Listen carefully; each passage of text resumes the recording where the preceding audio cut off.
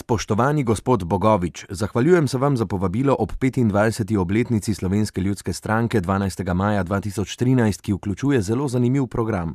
Obžalujem, ker danes ne morem biti z vami na gradu Reichenburg in v Krškem, saj se v Avstriji te dni intenzivno pripravljamo na parlamentarne volitve, ki bodo septembra letos.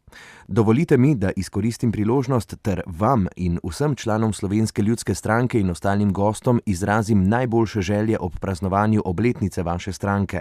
Slovenska ljudska stranka je bila ključna sila ob osamosvajanju in demokratizaciji Slovenije pred 25 leti.